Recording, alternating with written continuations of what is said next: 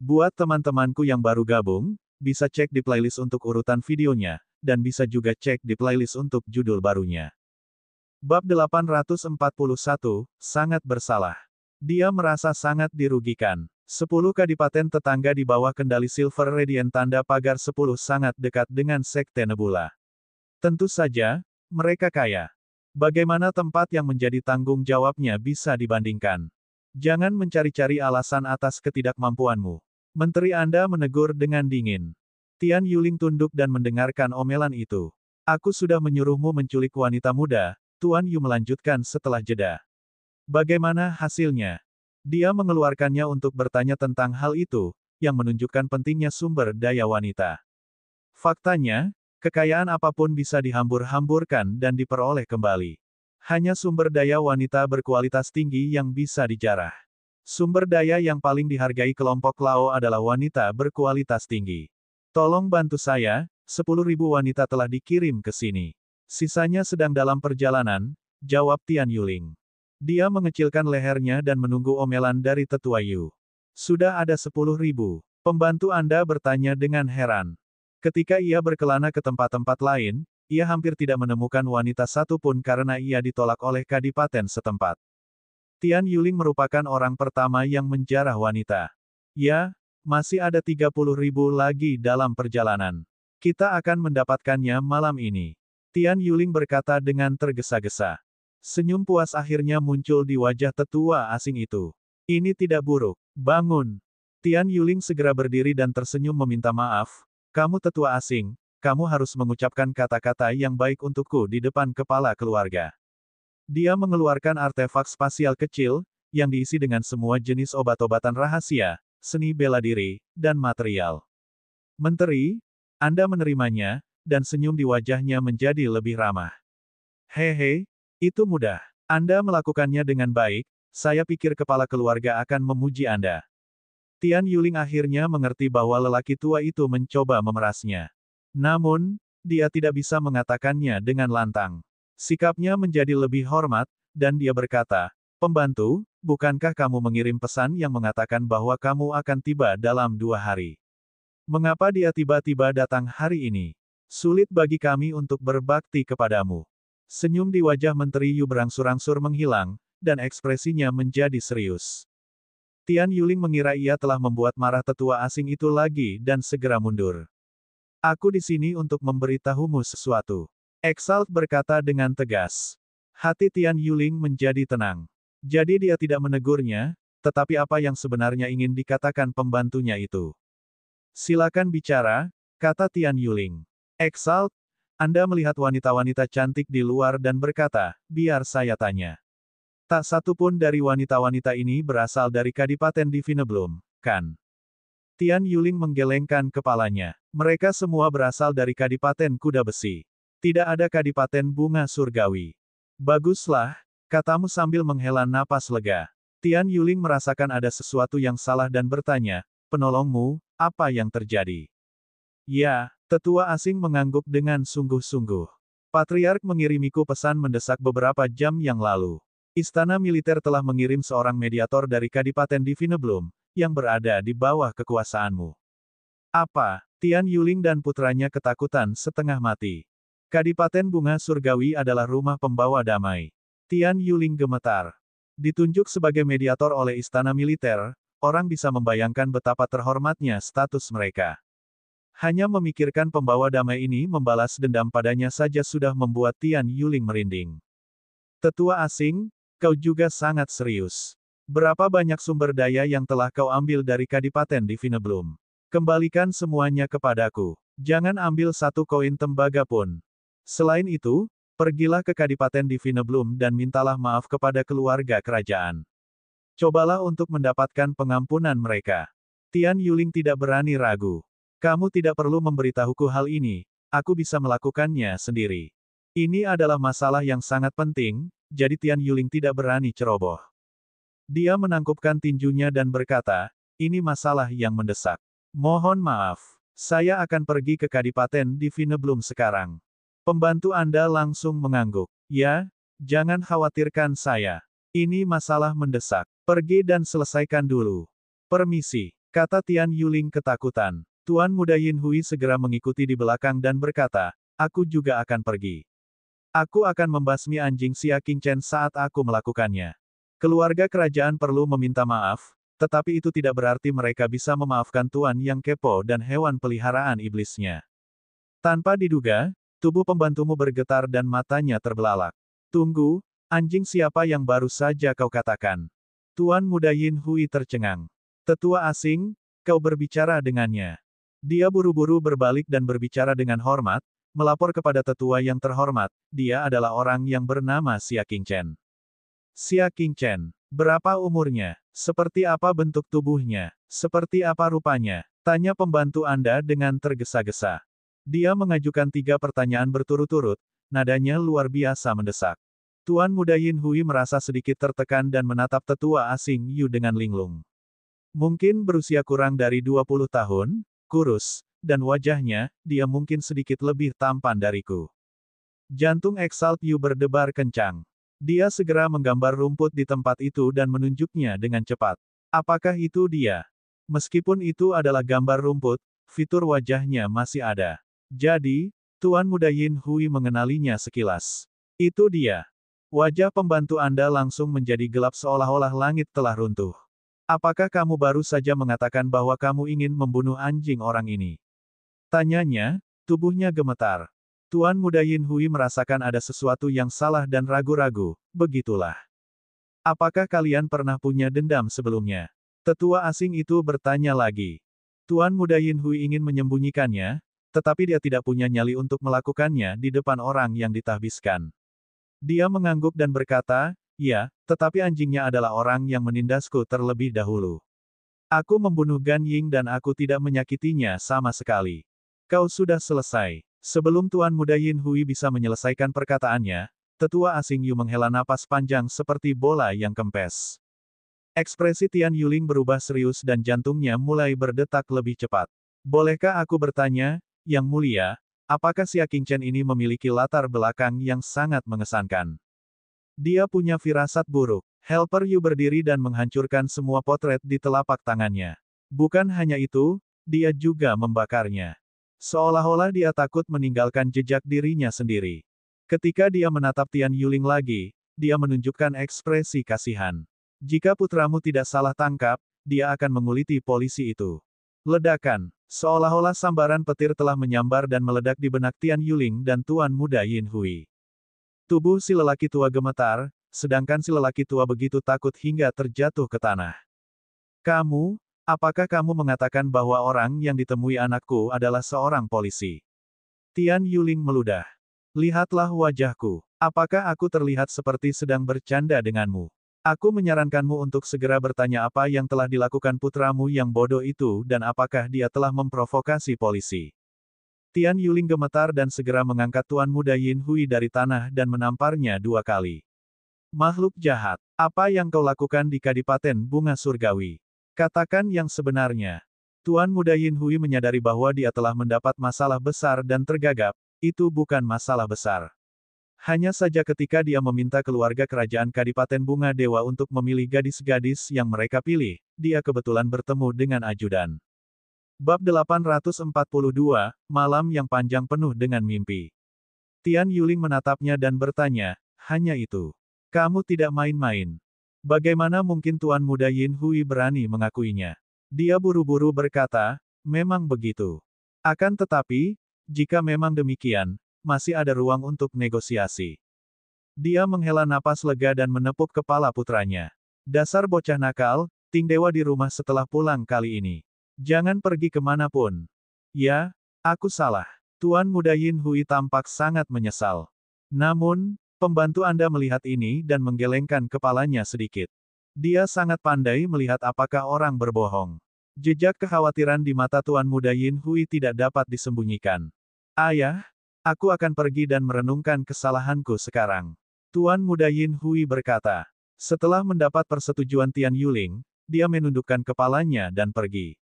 Namun, saat ia melangkah maju, sebuah bayangan biru melintas di depannya dan Exalt Yu muncul di hadapannya. Tuan Muda Yin Hui mengangkat kepalanya dan melihat sesepuh asing itu mengangkat telapak tangannya dan menghembuskan nafas. Sebuah bola bubuk putih di telapak tangannya segera meledak dan menyemprot ke seluruh wajah Tuan Muda Yin Hui. Ah! Tuan Muda Yin Hui berteriak kaget, dan matanya langsung menjadi kusam. Dia berdiri di sana dengan gemetar, seolah-olah dia akan tertidur. Tuan Penahbis, apa yang sedang Anda lakukan? Tian Yuling sangat marah dan cemas. Jangan khawatir, kata Exalt enteng. Ini bubuk yang membingungkan pikiran, khusus digunakan untuk menginterogasi tahanan. Dia akan segera bangun. Jantung Tian Yuling berdegup kencang. Bubuk yang membingungkan itu adalah obat kuasi roh unik milik klan Lao. Mereka menghususkan diri dalam menangani orang-orang yang tangguh dan menolak mengaku. Selama seseorang jatuh ke kondisi hilang setelah menggunakannya, seseorang akan dapat menjawab apapun yang ditanyakan. Efeknya sangat bagus. Namun harganya pun sangat mahal, minimal 1 miliar liang yuan sebungkus. Ini masalah yang sangat penting. Tidak boleh ada kesalahan. Kalau tidak, anakmu tidak akan layak menggunakan bubuk yang membingungkan itu. Menteri, kamu mendengus. Meskipun Tian Yuling tidak senang, dia hanya bisa menahan amarahnya. Kalau begitu, silakan bertanya. Sebagai ayahnya, saya bisa tahu apakah anak saya berbohong atau tidak. Dia meletakkan tangannya di belakang punggungnya dan menatap Musiu dengan ekspresi gelap. Dia ingin melihat orang tua asing apa yang bisa Anda dapatkan darinya. Tetua asing itu menatap mata Tuan Muda Yin Hui dan berkata, apa yang terjadi dengan keluarga kerajaan di Kadipaten Bunga Surgawi? Tuan Muda Yin Hui berbicara dengan linglung, saya menyukai putri dari Kadipaten Bunga Dewa. Setelah itu, seekor singa melompat keluar untuk menggigit saya. Kemudian, seorang ahli muda melompat keluar. Pada akhirnya, Xia Qingchen datang. Kedengarannya tidak banyak. Tian Yuling melirik ke arah pembantumu dan mendengus dalam hatinya. Pembantu Anda mengerutkan kening dan terus bertanya, mengapa anjing Xia Qingchen ingin membunuh elang kering? Petik 2. Karena aku menindas si singa api. Si singa api adalah bawahan anjing itu. Helper, kamu bingung. Apakah dia salah lihat? Wajah Tian Yuling menjadi gelap. Anda yang menguduskan, apakah itu cukup? Tidak baik bagi pikiran seseorang untuk terperangkap dalam bubuk yang membingungkan pikiran terlalu lama. Melihat bahwa dia tidak bisa mendapatkan sesuatu yang istimewa darinya, tetua asing itu hanya bisa menyerah. Dia mengulurkan telapak tangannya dan menepuk bahu Tuan Muda Yin Hui. Selama ada tenaga luar yang diberikan padanya, bubuk pengacau pikiran itu akan membangunkan penggunanya. Namun, saat dia hendak mengajukan tawaran, Tuan Muda Yin Hui berkata, anjing itu bahkan mencoba membunuhku. Exalt, pikirmu, kau menindas adik laki-lakinya. Siapa lagi yang harus kubunuh kalau bukan kau? Namun dia masih bertanya, kenapa? Karena putri dari Kadipaten Bunga Dewa adalah istri Xia Qingchen, jawab Tuan Muda Yin Hui dengan linglung. Ledakan. Mereka berdua merasa seperti tersambar petir. Kalau dia tidak salah dengar, penyebab terjadinya masalah ini adalah karena Tuan Muda Yin Hui terpikat pada putri dari Kadipaten Bunga Dewa. Dan sekarang, dia telah mengungkapkan kebenaran bahwa sang putri adalah istri sang pembawa perdamaian. Wajah Tian Yuling memucat dan tubuhnya gemetar. Dia melangkah dengan marah dan menamparkan Tuan Muda Yin Hui hingga terbangun. Yang terakhir tiba-tiba merasakan suatu kekuatan dan langsung terbangun dengan menggigil. Merasakan sensasi terbakar di wajahnya, dia menatap ayahnya yang marah dan kemudian pada tetua asing berwajah pucat itu. Ayah, apa yang terjadi barusan? Dia benar-benar kehilangan ingatannya tentang apa yang terjadi beberapa saat yang lalu. Tian Yuling sudah sangat marah. Dia mencengkeram kerah bajunya dan mulai memukulinya. Anak yang tidak berbakti, anak yang tidak berbakti, anak yang tidak berbakti. Dia meraung marah, setiap raungan merupakan tamparan, menyebabkan Tuan Muda Yin Hui melihat bintang-bintang. Penolong, kau tidak menunjukkan belas kasihan dan kembali ke burung itu, Tian Yuling, kau dan ayahmu harus menanggung dosa yang telah kau perbuat. Jangan menyeret Silver Lake kita ke dalam masalah ini. Melihat tetua asing itu hendak meninggalkan mereka, Tian Yuling segera mengejarnya dan memohon, tolong bantu aku mohon. Masalah itu terlalu besar, dan itu benar-benar bencana besar. Dia benar-benar tidak berdaya dan tidak tahu harus berbuat apa. Tolong, bagaimana kau ingin aku membantumu? Anakmu terlalu berani. Dia benar-benar menginginkan wanita seorang polisi. Aku tidak bisa membantumu dalam hal ini. Setelah dia selesai berbicara, dia menjentikkan lengan bajunya dan menaiki binatang terbang itu. Tian Yuling tahu bahwa jika dia pergi, tidak akan ada harapan bagi ayah dan anak itu. Tetua asing, aku mohon padamu, aku akan memberikan semua harta keluarga Tianku padamu, aku hanya mohon padamu untuk menjaga ayahku dan aku tetap aman. Kata Tian Yuling. Dibandingkan dengan harta keluarga, tentu saja nyawanya lebih penting. Helper Yu, yang hendak pergi, ragu-ragu. Dia memutar matanya dan berkata, benarkah ini? Bagaimanapun, keluarga Tian adalah keluarga kecil dengan sejarah 300 tahun. Mereka memiliki banyak kekayaan, terutama mutiara bulan hitam yang diwariskan dari leluhur mereka. Bagi seseorang seperti dia yang akan meninggal, mutiara bulan hitam lebih berharga dari apapun. Tentu saja, aku sudah menulis surat darah, asal kita kembali ke Silver Lake dengan selamat, aku akan memberikan semuanya padamu. Tian Yuling tampaknya telah berpegang teguh pada sedotan terakhir yang menyelamatkan hidupnya. Tetua asing itu melompat dari burung itu lagi dan menatap Tuan Muda Yin Hui. Berapa banyak orang yang dimiliki mediator itu? Sang pembawa perdamaian tidak mungkin datang sendirian, jadi ia pasti membawa serta pasukan yang kuat. 2 orang dan seekor anjing. Tuan Muda Yin Hui segera menutupi wajahnya dan berkata, aku tidak berbohong. Sebenarnya hanya 2 orang dan seekor anjing. Pembantu, Anda percaya kata-katanya. Sebab jika sang pembawa damai membawa ribuan prajurit dan kuda, Tuan Muda Yin Hui tidak akan dapat melarikan diri meskipun ia memiliki 10 kaki.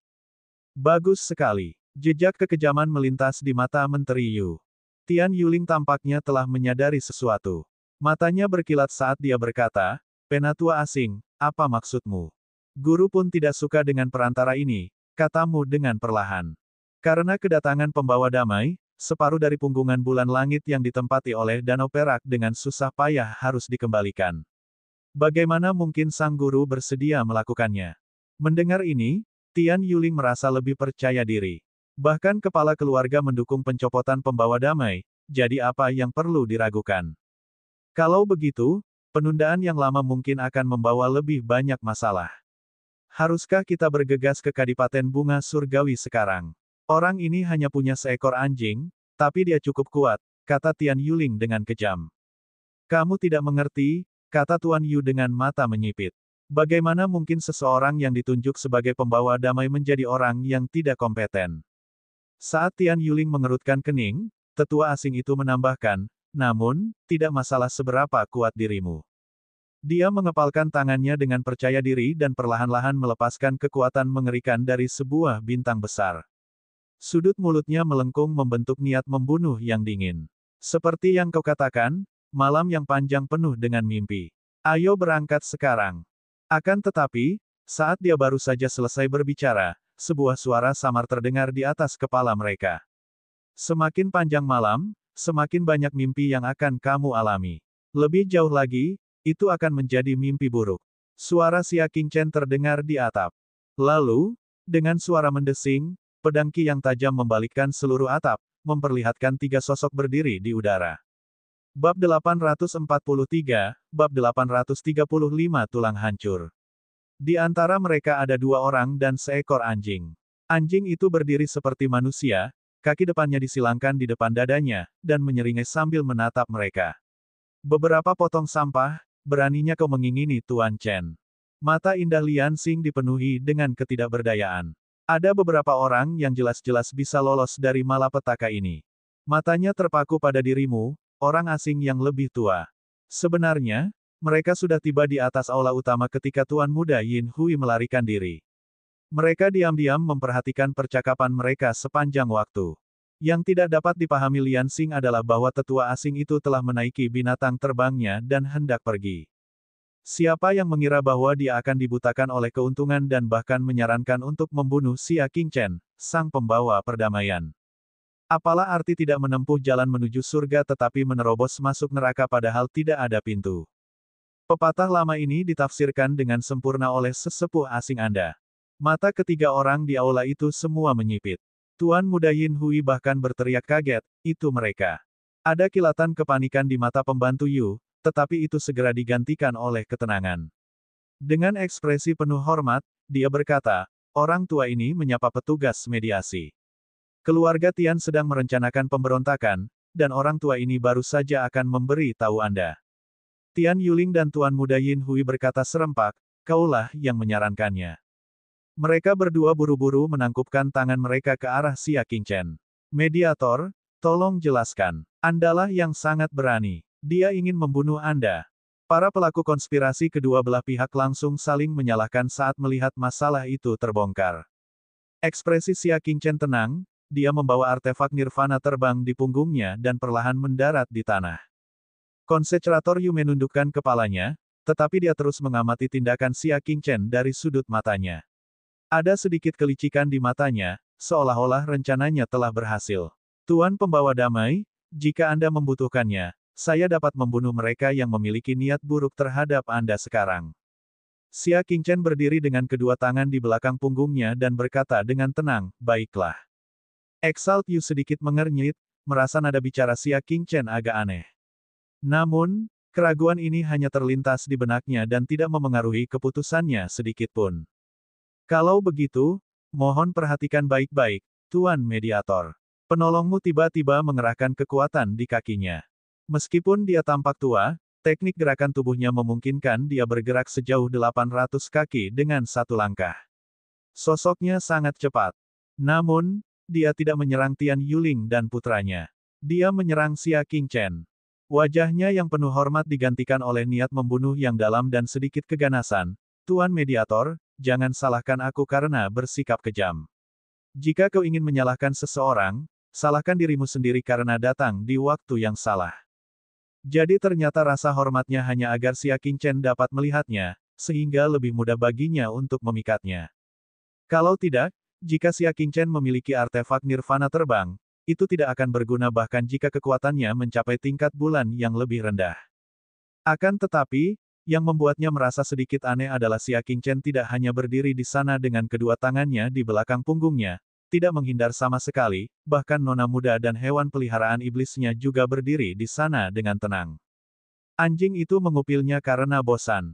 Mereka sama sekali tidak terlihat dalam bahaya besar. Sebaliknya, mereka terlihat seperti sedang menonton sesuatu yang sangat membosankan. Apa yang sedang terjadi? Sebuah pertanyaan besar terlintas dalam benaknya, tetapi kelembaman tubuhnya membuatnya terlambat untuk berhenti.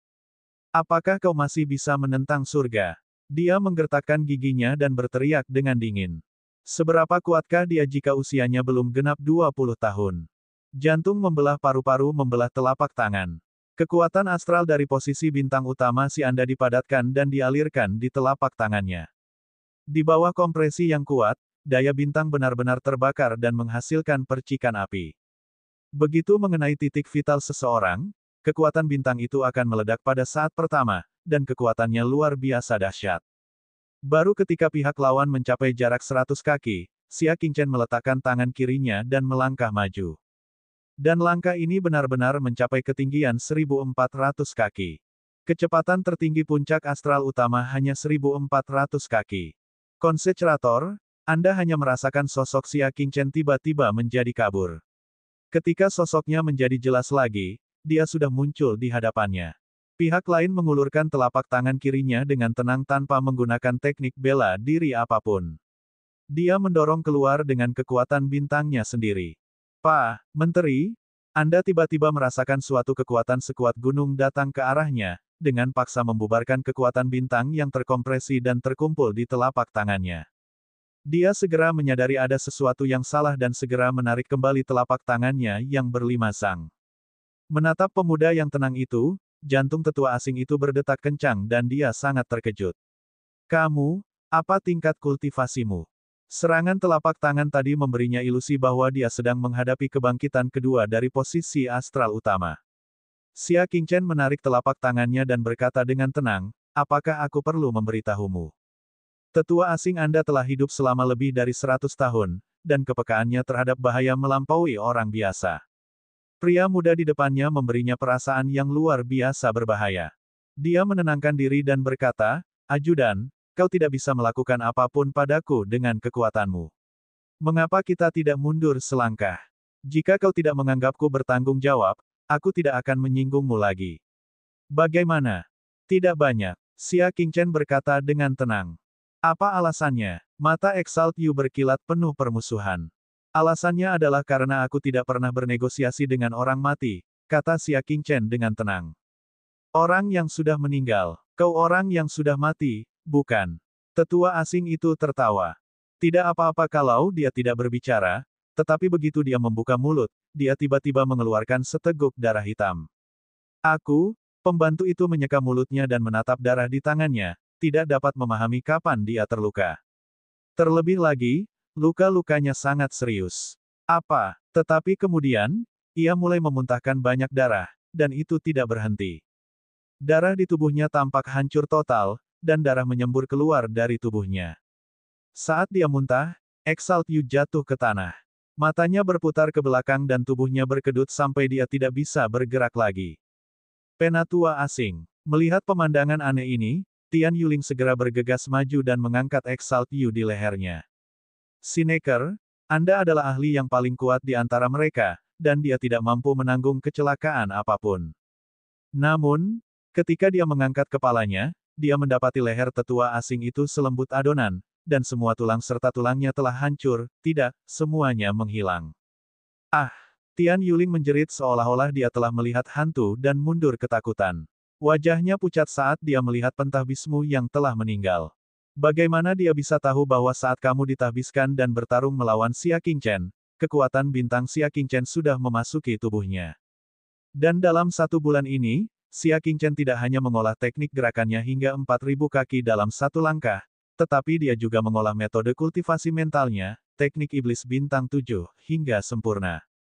Kekuatan bintang yang dikembangkan dengan metode kultivasi mental ini mengandung kekuatan tersembunyi, yang dapat meledak di tubuh musuh. Seluruh tubuh konsentrator Yu telah terkontaminasi oleh kekuatan bintang Xia Qingchen, dan wajar saja jika tulang dan baju besinya dihancurkan oleh kekuatan gelap. Ah! Tuan Muda Yin Hui belum pernah melihat kematian yang begitu mengerikan sebelumnya. Dia menjerit ketakutan dan melarikan diri. Xia Qingchen menatapnya ketika mendengar suara itu, ekspresi jijik muncul di matanya. Lalat memang lemah, tetapi mereka lebih menyebalkan daripada musuh yang kuat. Ketika teringat tindakannya di Kadipaten Bunga Surgawi, niat membunuh muncul dalam hati Xia Qingchen. Ujung kakinya mengetuk tanah dengan ringan, dan parit ki bumi pun bergerak. Naga bumi besar dengan panjang 100 zang asterisk 3,33 meter per zang tiba-tiba muncul dari bawah kaki Tuan Muda Yin Hui. Ia membuka mulutnya yang besar dan menelannya. Kemudian, naga bumi raksasa kembali ke kedalaman bumi dan mengubur Tuan Muda Yin Hui hidup-hidup 1000 kaki di bawah tanah. Dikubur hidup-hidup dapat dianggap sebagai balas dendam terhadap wanita dan singa api yang telah terluka karenanya. Pada akhirnya, tatapan Xia Qingchen menyapu dan melesat ke arah Tian Yuling. Bab 844, tidak ada pilihan lain. Itu salah ayahnya karena tidak mengajari anaknya. Xia Qingchen menatapnya dan berjalan mendekat sambil meletakkan kedua tangannya di belakang punggungnya. Tian Yuling merasa sedih sekaligus marah. Xia Qingchen, kamu menjalankan perintah istana militer dan datang ke sini untuk menengahi. Namun, kamu malah membunuh salah satu pihak. Aku harus melaporkan masalah ini ke istana militer. Sejauh pengetahuannya, hukum istana militer sangat ketat, dan jika dilanggar, seseorang akan dihukum berat. Kalau dia melaporkan bahwa Xia Qingchen telah berpihak pada Sky Moon Ridge dan membantai Danau Silver Glow, dia tidak akan bisa lolos dari hukuman.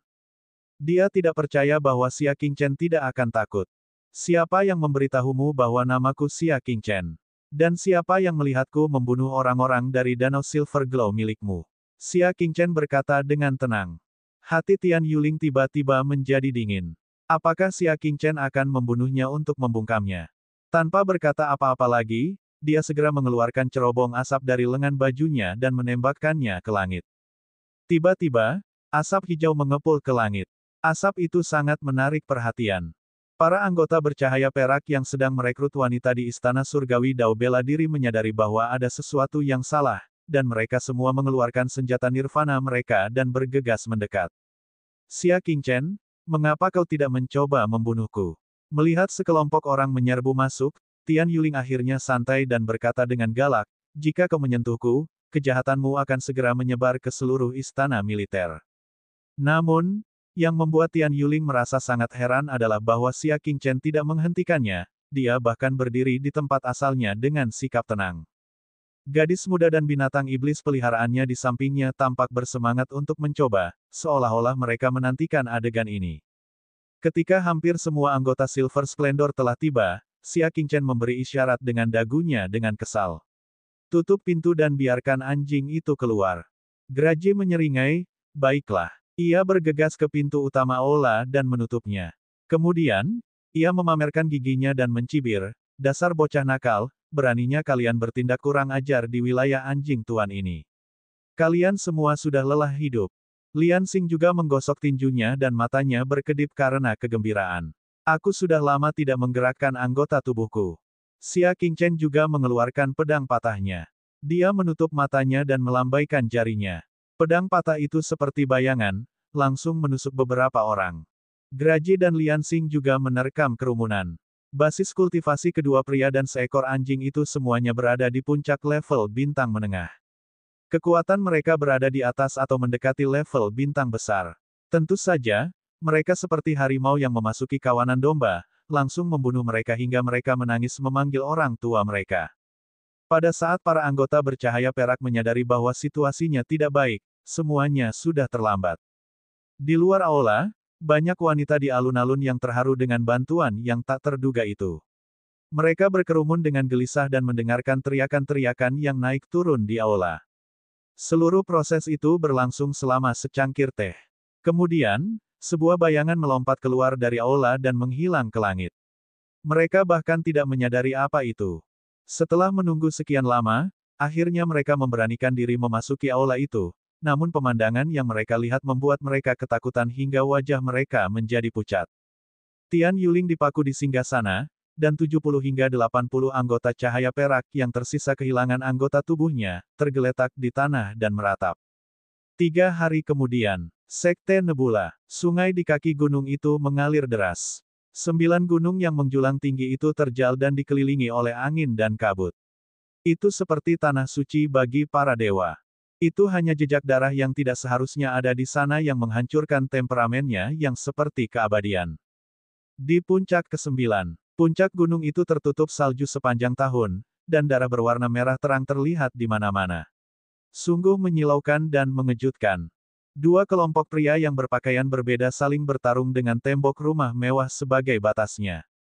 Orang-orang di dalam tembok halaman semuanya berasal dari Sekte Nebula. Di antara mereka ada penguasa awan agung dan penguasa bintang agung yang dikenal Xia Qingchen. Mereka memiliki kultivasi tertinggi, tetapi mereka sudah berlumuran darah dan sangat kelelahan. Selain itu, banyak pengikut dan bahkan personel logistik sekte juga ikut berperang. Di antara mereka ada manajer yang cukup dikenal Xia Qingchen. Tuan Awan Agung, Tuan Bintang Agung, musuh semakin ganas. Manajer yang mencabut anak panah dari lengannya dan berkata dengan wajah berlumuran darah. Ada rumor yang mengatakan bahwa Sekte Nebula telah ditaklukkan, tetapi itu tidak benar. Tepatnya, mereka hanya menduduki sebagian besar gerbang gunung. 2 petinggi, penguasa bintang agung dan penguasa awan agung, memimpin anggota inti sekte untuk mundur ke rumah Ting Sui di puncak ke-9 untuk melawan musuh. Ini semua berkat Xia Qingchen yang menanam padi hati naga di sini dan menerima perlindungan dari penguasa awan besar. Dia juga telah menempatkan diagram sungai utara bintang kuno dari gua awan langit berbintang di rumah Ting Sui, melindungi tempat itu. Justru karena itulah mereka mampu mengandalkan kekuatan penyegelan yang kuat dari peta sungai utara bintang-bintang kuno untuk memblokir sebagian besar serangan musuh di rumah Ting Sui dan bertahan hingga sekarang. Namun, sekuat apapun segel itu, ia tidak dapat menahan serangan musuh yang tak henti-hentinya siang dan malam. Banyak bagian formasi yang rusak, dan mereka tidak punya pilihan selain menggunakan tubuh mereka untuk melawan musuh di celah-celah. Aneh sekali. Sepertinya mereka terburu-buru ingin menjatuhkan kita, kata penguasa awan besar sambil mengerutkan kening. Tarik-menarik antara kedua belah pihak telah berlangsung selama 2 bulan penuh dan pihak yang satu selalu bersikap suam-suam kuku dan dilakukan dengan tertib. Namun, mulai hari ini dan seterusnya, serangan musuh tiba-tiba meningkat tajam, membuat mereka sulit mengatasinya untuk sementara waktu, dan mereka pun terluka cukup parah. Mungkinkah bala bantuan mereka telah tiba? Master Bintang Agung itu menyipitkan matanya dan bertanya dengan khawatir. Penguasa awan yang agung menggelengkan kepalanya. Kurasa tidak. Banyak dari mereka yang bertempur dengan luka-luka. Ini berarti mereka tidak menambah jumlah pasukan. Mereka hanya menambah kekuatan serangan. Ketiganya saling berpandangan dan membenarkan hal yang sama. Entah mengapa, pasukan Silver Lake sangat cemas, jadi mereka menerobos masuk dengan segala cara. Suara mendesing. Saat mereka bertiga tengah berbincang, sebuah celah baru muncul dan seorang ahli dari Danau Perak dengan cepat menerobos masuk. Tidak bagus. Tatapan ketiga orang itu berubah. Mereka tidak punya waktu untuk menghentikannya, tetapi pada saat ini, sebuah batu tiba-tiba muncul dan menghantam dada pria itu, membuatnya terpental. Murid-murid yang lain segera maju ke depan dan menikamnya hingga mati. Sang penguasa awan agung menoleh ke samping dan melihat seorang wanita berpakaian hijau berdiri di depan pagar menara pendengar salju. Ying, apa yang kau lakukan di luar sana? Cepat sembunyi di dalam gedung, kata penguasa awan besar dengan tergesa-gesa. Meskipun jumlah pengikutnya sangat sedikit, penguasa awan besar telah meminta salah satu muridnya untuk tidak ikut serta dalam pertempuran. Ini menunjukkan betapa pentingnya statusnya. Bagaimana mungkin aku tidak melindungi bekas kediaman Tuan? Wajah wanita berjubah hijau itu tampak pucat. Dia bukan orang lain. Dia adalah wanita yang melayani Xia Qingchen di menara pendengaran salju saat itu, Huang Yinger. Dia menatap pohon padi hati naga yang penuh vitalitas dan melompat turun dengan tatapan penuh tekad. Saya pernah berjanji kepada Tuan bahwa selama bangunan ini ada, saya akan tetap hidup. Jika bangunan ini mati, saya akan mati. Sekarang menara pendengar salju sudah hancur, bagaimana aku bisa menghindarinya? Petik 2. Sebagai pelayan Xia Qingchen di masa lalu, status Huang Yinger secara alami meningkat. Orang biasa mungkin tidak tahu betapa tingginya status Xia Qingchen di Sky Moon Ridge. Namun, bagaimana mungkin Sekte Nebula tidak mengetahuinya? Sebelum dia pergi, dia sudah menjadi orang nomor satu di kalangan generasi muda di Sky Moon Ridge. Gerbang surgawi Xiahu di punggung Bukit Bulan Surgawi, dua keluarga bangsawan, dan kuil Jing Yuan Zhen berhubungan baik dengannya. Xia Qingchen saat ini dapat dikatakan memiliki 100 respons terhadap satu panggilan di pegunungan bulan langit. Statusnya bahkan lebih tinggi daripada penguasa suci tanah suci awan bintang.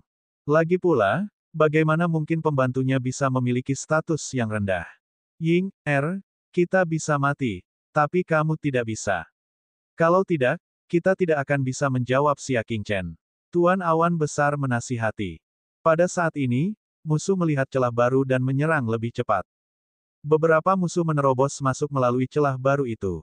Tatapan mata Huang Yinger tampak tegas. Apakah kita masih punya pilihan sekarang? Aku bersedia berjuang demi tuanku. Bab 845, Rencana Mutlak. Penguasa awan agung tidak punya pilihan selain tetap di sisinya dan membunuh musuh bersama-sama. Di luar, masyarakat Sekte Nebula merasakan bahaya tersebut, demikian pula masyarakat Danau Perak. Pemimpin Sekte Cahaya Perak adalah seorang konsekrator. Dia memerintahkan ratusan orang untuk melancarkan serangan dahsyat ke 4 lubang segel. Dia mondar-mandir dengan kedua tangan di belakang punggungnya dan mendesak dengan tidak sabar, ayo, ayo, ayo. Setelah cukup beristirahat, lanjutkan. Jangan berhenti. Para anggota yang beristirahat kurang dari secangkir teh segera bangkit dengan susah payah dan melancarkan serangan ke menara pendengar salju. Tuan Kehormatan Chen, kita tidak bisa terus seperti ini. Mereka hanya akan mati jika mereka terburu-buru masuk karena kurangnya kekuatan fisik. Salah satu wakil merasa sakit hati ketika melihat tidak ada satupun orang yang masuk kembali. Jubah abu-abu tetua asing Chen bergetar saat dia memarahi dengan ekspresi cemas, kamu pikir aku mau? Mulut sang wakil penuh dengan kepahitan. Semuanya berjalan lancar. Mereka bisa saja menghancurkan segel itu perlahan-lahan dan kemudian memusnahkan anggota Sekte Nebula dengan biaya seminimal mungkin. Namun, serangkaian kejadian menyeramkan baru-baru ini terjadi, membuat mereka sangat ketakutan. Ke-10 cabang Sekte Yin Hui semuanya musnah hanya dalam 3 hari. Semua pemimpin tim telah dipenggal, dan semua anggotanya telah lumpuh, tidak dapat melarikan diri. Bahkan setelah ditahbiskan pun kau telah menemui kemalangan di Istana Surgawi Jalur Perang, dan ia telah menjadi jiwa yang mati. Yang paling menakutkan adalah tidak seorang pun tahu siapa penyerangnya. Menurut spekulasi dia, kemungkinan besar mereka adalah pakar-pakar top yang dikirim oleh kedua keluarga bangsawan. Dan ahli itu telah menghancurkan 10 cabang. Sasaran berikutnya kemungkinan besar adalah Sekte Nebula. Itulah sebabnya guru kehormatan Chen sangat ingin menghancurkan rumah Tingshui, mengambil sumber daya sekte yang dipindahkan ke sini oleh Sekte Nebula, dan pohon padi hati naga yang berharga. Ledakan. Saat pembantu Chen merasa khawatir, segelnya retak dan muncullah banyak sekali retakan. Karena serangan mereka yang berkepanjangan, segel itu akhirnya tidak dapat bertahan lagi dan hampir pecah. Melihat ini, wajah pembantu Chen berseri-seri dan dia segera berkata, "Lanjutkan. Jika segelnya rusak parah, orang-orang di dalamnya tidak akan bisa lagi mengandalkan apapun dan akan menghadapi pembantaian berdarah." Sambil berbicara, sesepuh asing Chen secara pribadi maju ke medan perang dan menghancurkan segel itu dengan kekuatan bintangnya. Dengan suara keras, sebagian besar segel akhirnya pecah. "Bunuh saja kami." Anak buah Chen memimpin jalan dan menyerbu masuk, tetapi pemandangan di depannya membuat pupil matanya mengecil. Penguasa awan agung, penguasa bintang agung, dan yang lainnya telah mundur ke sudut menara pendengar salju. Beberapa murid berdiri di depan pohon padi Dragonheart sambil memegang obor. Di sekitar pohon padi Dragonheart terdapat tumpukan sumber daya sekte yang telah dipindahkan. Para pengikutnya menuangkan minyak ke seluruh sumber daya dan pohon padi hati naga, siap untuk membakar semuanya kapan saja. Katakan pada anak buahmu untuk pergi. Wajah penguasa awan agung berubah dingin. Karena mereka sudah berada di jalan buntu, mereka tentu tidak bisa membiarkan musuh lolos begitu saja. Bukankah mereka bekerja keras hanya untuk mendapatkan sumber daya dan beras Dragonheart yang berharga? Bagus. Lalu bakar semuanya, agar mereka tidak mendapat apapun. Jangan berani-beraninya, teriak Guru Chen. Penguasa awan besar sama sekali tidak takut. Dia melambaikan tangannya, dan seorang murid menyalakan setumpuk material binatang iblis. Dalam sekejap, material binatang iblis yang terkena noda minyak lampu berubah menjadi kobaran api dan semuanya terbakar. Master Chen merasa cemas dan marah. Dia mengangkat tangannya dan berkata, "Kalian semua, mundurlah. Jangan masuk tanpa perintahku." Semua anggota Silver Sin Lake yang mengikutinya mundur keluar segel. "Teruslah mundur," kata penguasa awan agung dengan dingin. Tetua asing Chen menatap Tuan Awan Besar dan berkata, "Mundur." Karena itu, para anggota Silver Lake mundur ke lereng gunung bagaikan air pasang. Dan sekarang, mata Guru Chen menyipit. "Sederhana saja. Kau bisa meninggalkan Sekte Nebula sejauh 10.000 mil dan membawa semua yang kau butuhkan," kata penguasa awan agung. Ini adalah hasil akhir diskusinya dengan Huang Ying, R. Dibandingkan dengan barang-barang milik Sekte Nebula, orang-orang tidak diragukan lagi lebih penting. Jika Xia Qingchen ada di sini, dia juga akan mendukung tindakan mereka. Huang Yinger mengangguk. "Benar, pergilah. Semuanya akan menjadi milikmu." Dia sudah memutuskan bahwa dia akan hidup dan mati bersama menara pendengar salju. Ketika orang-orang dari Silver Lake kembali, yang menanti mereka hanyalah tumpukan reruntuhan dan mayatnya. Adapun anggota sekte lainnya, mereka akan pergi dengan aman di bawah pimpinan Dewa Awan Agung dan Dewa Bintang Agung. Tuan Chen langsung menolak, "Tidak mungkin.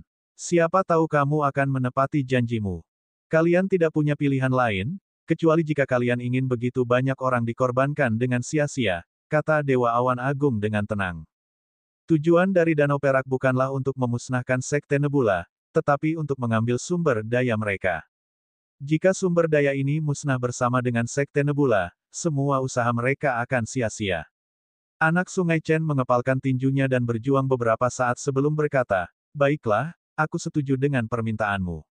Tapi ingat, jangan merusak apapun di dalam." Dia mundur dengan sangat tidak rela. Para pengikut Sekte Nebula sangat gembira. Mereka tidak menyangka bahwa Danau Perak akan setuju begitu saja. Penguasa awan agung dan penguasa bintang agung menghela napas lega. Mereka telah mengambil risiko dan menang pada akhirnya. Mereka tidak yakin apakah tetua asing Chen akan berkompromi. Melihat rencana itu dapat dilaksanakan, penguasa awan agung melambaikan tangannya. "Singkirkan semua sumber daya." Para murid segera membawa kotak-kotak berisi sumber daya itu pergi, meninggalkan hanya pohon padi hati naga. Pohon itu akan mati begitu meninggalkan tanah dan tidak dapat diambil lagi.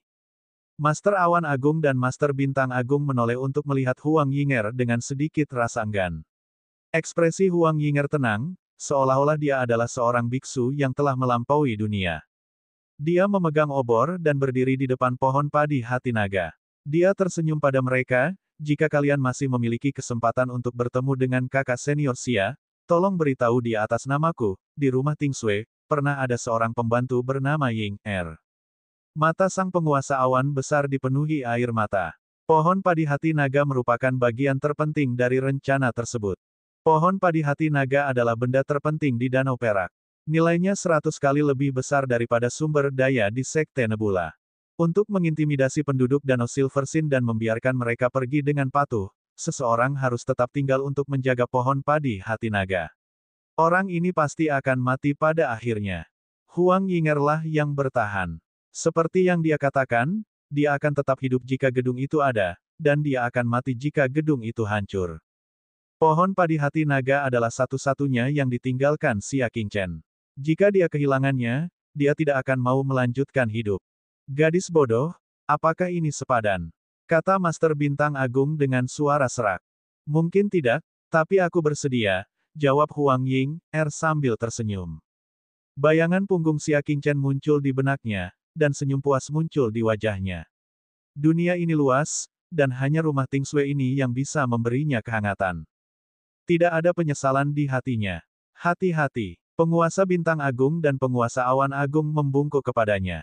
Banyak murid menghela napas dalam hati dan memberi penghormatan kepada orang yang rela mati bersama menara pendengar salju ini.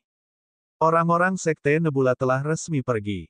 Penduduk Danau Perak mundur satu demi satu, dan tidak ada seorang pun yang berani menghentikan mereka. Hanya Huang Ying Er dan beberapa anggota Sekte Nebula yang tersisa di rumah Tingsui. Bab 846, Aku Kecewa. Salah satu lelaki tua itu tetap di belakang dan berkata dengan ramah, gadis bodoh, aku akan tinggal bersamamu. Huang Yinger mengenalnya. Dia adalah kepala paviliun dari Paviliun Cermin Pencari, salah satu dari 10 cabang Sekte Nebula. Dia kembali ke sekte tersebut untuk melakukan pekerjaan sambilan karena suatu alasan.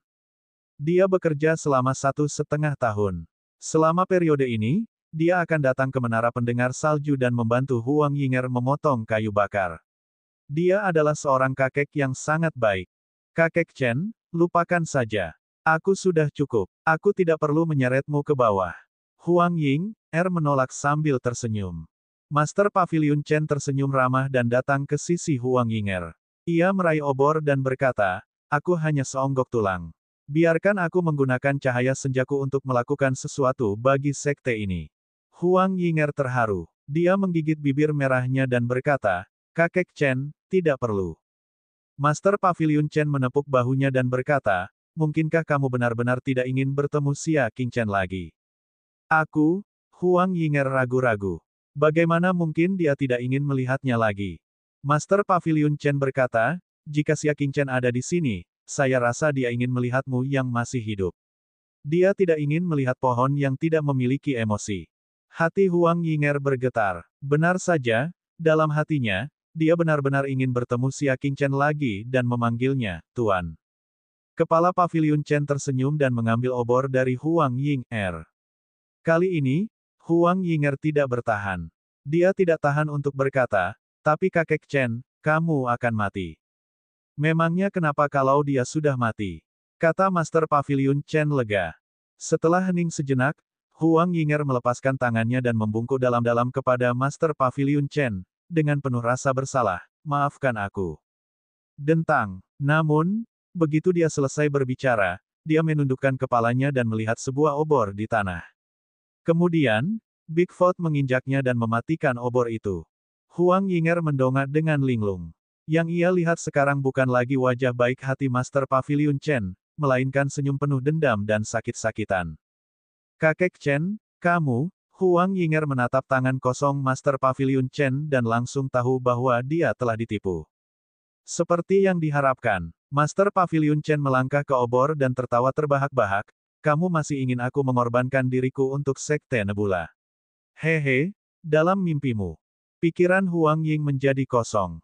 Jika obor-obor itu padam dan penduduk Danau Perak tidak ditahan, mereka akan mulai membunuh penduduk Sekte Nebula yang sedang mundur. Yang mengejutkan Huang Yinger, Master Pavilion Chen benar-benar mengeluarkan artefak Nirvana yang dapat mengirimkan sinyal dari lengan bajunya. Tujuannya adalah untuk memberi tahu penduduk Danau Perak bahwa mereka telah berhasil mengambil obor. Huang Yinger berkata dengan tak percaya, "Kakek Chen, kamu dari Danau Perak." Master Pavilion Chen dengan santai membuka artefak Nirvana. Seberkas cahaya hijau menyinari wajah tuanya, membuatnya tampak sangat muram, seperti hantu jahat yang dilepaskan dari neraka. "Apakah menurutmu aku mau bekerja untuk Silver Lake?" Master Pavilion Chen mencibir, "Aku bersedia membantu Silver Lake untuk menghancurkan Sekte Nebula." Huang Yinger menggelengkan kepalanya karena tidak percaya. "Tidak, kamu tidak seperti ini. Kakek Chen, kamu bukan orang seperti itu." Master Pavilion Chen tertawa terbahak-bahak dan berkata, "Gadis bodoh, kau sangat mudah dibodohi.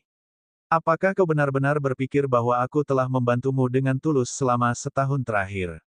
Aku menunggu Xia Qingchen kembali, menunggu untuk membalas dendam padanya.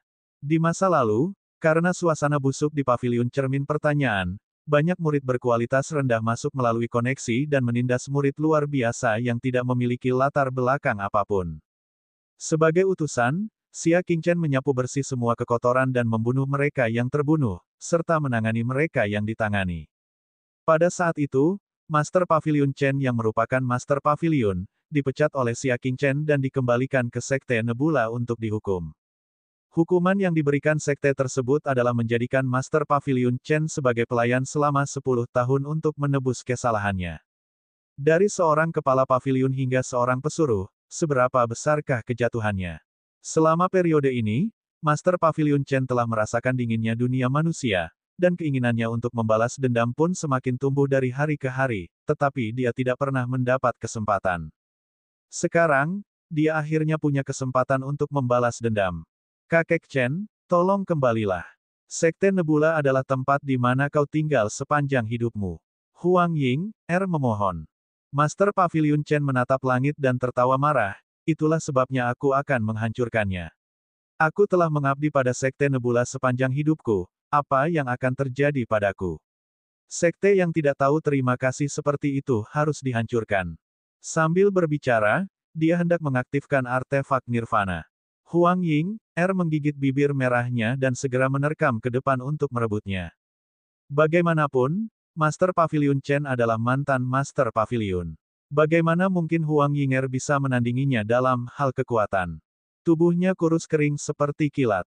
Ia mencengkeram leher Huang Yinger dan menyeringai, "Pelayan Xia Qingchen. Kau harus mengganti matanya dan melihat bagaimana Sekte Nebula dihancurkan." Artefak Nirvana di tangannya melesat keluar. Di bawah tatapan mata Huang Yinger yang putus asa, cahaya hijau melesat ke langit. Begitu berita itu tersebar, Silver Lake akan mengambil tindakan dan membantai penguasa awan besar beserta rakyatnya. Dengan kehadiran sesepuh asing peringkat bintang besar Chen, tak seorang pun bisa lolos. Tidak, air mata Huang Yinger dipenuhi kecemasan dan rasa bersalah. Itu semua salahnya karena mempercayai orang yang salah, yang menyebabkan hancurnya Sekte Nebula. Dari lereng gunung memang terdengar suara pertempuran hebat dan teriakan. Itu sudah dimulai. Master Pavilion Chen menurunkannya. Huang Yinger berlutut di tanah, tangannya terkepal dan wajahnya penuh air mata. "Maafkan aku." Huang Yinger memegangi dadanya. Jantungnya berdegup kencang karena rasa bersalah, membuatnya sulit bernapas. Mendengar teriakan minta tolong yang semakin keras, Huang Yinger merasa jantungnya seperti ditusuk. Wajah kepala Pavilion Chen menunjukkan ekspresi senang dan dia tersenyum dengan nyaman. "Ah, suara yang luar biasa. Semua berkatmu, gadis, aku bisa mendapatkan apa yang aku inginkan." Hahaha. Mendengar ini, Huang Yinger yang amat menyesal, merasa makin malu. Semua orang mempercayakan hidup mereka padanya, tetapi dia mengecewakan mereka dan membawa Sekte Nebula ke dalam situasi putus asa. Master Pavilion Chen menepuk bahunya dan berkata dengan nada menggoda, "Jika aku jadi kamu, aku akan menemani Sekte Nebula menuju kematian. Bagaimanapun, kamu adalah orang yang telah mencelakai Sekte Nebula. Kamu adalah pelaku utamanya." Huang Yinger mendongak dan menatapnya dengan penuh kebencian. "Chen Daofei, aku, Huang Yinger, tidak akan melepaskanmu bahkan jika aku menjadi hantu. Master Pavilion Chen mengangkat bahunya acuh tak acuh. Terserahlah. Lagi pula aku tidak berencana untuk hidup lama. Silakan datang dan ambil nyawaku.